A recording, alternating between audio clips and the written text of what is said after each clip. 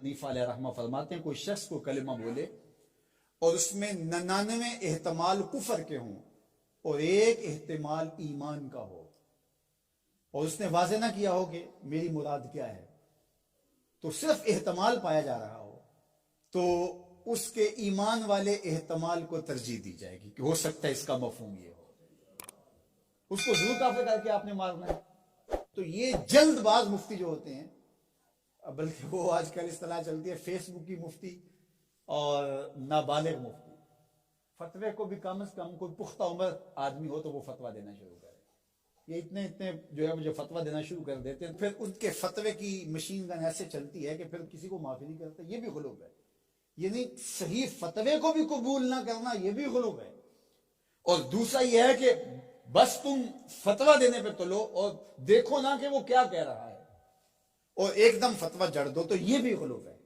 तो फतवा ये शरीयत इस्लामिया का ज़ाब्ता है, मुफ्ती शरीयत ने बिठाए हुए हैं। हुजूर के ज़माने में, हुजूर अलैहिस्सलाम के बाद बाकायदा सहाबा मसाइल बयान करते थे, फतवा दिया करते थे।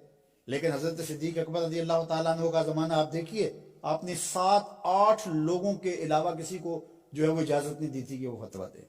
और यहाँ कोई बंदा अरब से आया तो वो जिससे भी बात करे ना तो वो कोई ना कोई मसला बता दिया जाए। एक अनपढ़ से भी कोई मसला शरीयत का पूछ लें तो वो भी उसके बारे में कोई ना कोई बता देगा।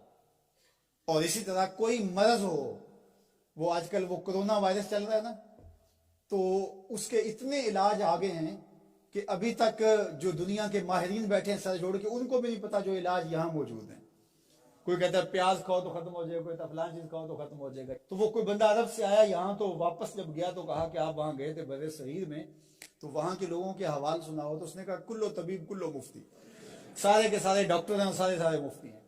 फतवा भी हर बंदा देता है और हर बंदा जो है वो कोई ना कोई नुस्खा भी बता देता है। मैं एक दिन लड़कों को बता रहा था कि मैं शुगर की वजह से, वो जाहिर है ये एक ऐसा मर्ज है कि जो जाहिर जरूर हो जाता है, कहीं चाय हो तो जी या इसमें चीनी ना डालना, ये चीज ना देना, तो पता चल जाता है शुगर। मैंने कहा मेरे पास शुगर के इतने नुस्खे आ गए हैं कि अगर मैं चाहूं तो जो है उस पर कई जिल्दों में किताब लिखी जा सकती है। तो ये नहीं है, ये उसी का हक है जो अल्लाह के महबूब अलैहिस्सलाम ने सहाबी से फरमाया कि जाओ फलां डॉक्टर उस जमाने का तबीब था, फरमाया उसके पास जाओ, वो तुम्हें खजूरें देगा। ये इलाज भी खुद बताया, लेकिन फरमाया उसके पास जाओ। अल्लाह अकबर, ये मेरे हुजूर ने राह अमल दिया। और अगर मेरे हुजूर उसके पास ना भेजते, किसी डॉक्टर की दुकान ही ना चलती, किसी हकीम का कारोबार ही ना चलता, तो तुम मेडिकल स्टोर से लेकर दवाई नहीं खा सकते, तुम्हें डॉक्टर और तबीब के पास जाके जो है वो लेना पड़ेगा। तो ये फतवा बाजी और फतवा ये दो अलग अलग चीजें हैं। यानी एक तबका वो है कि जो इस गुलूफ में आ जाता है कि किसी की जुबान से कोई बात निकली नहीं है, उसका मफहूम भी वाज़ेह नहीं होता, तो उस पर फतवा दे देते हैं। और दूसरा तबका यह है कि वो सही फतवे को भी रद्द कर देते हैं।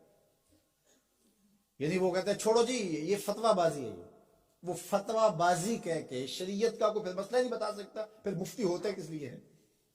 तो मुफ्ती का तो काम फतवा देना है। जहां गलती होगी तो वो बोलेगा कि ये गलती हुई है, इसकी इस्लाह की जाए।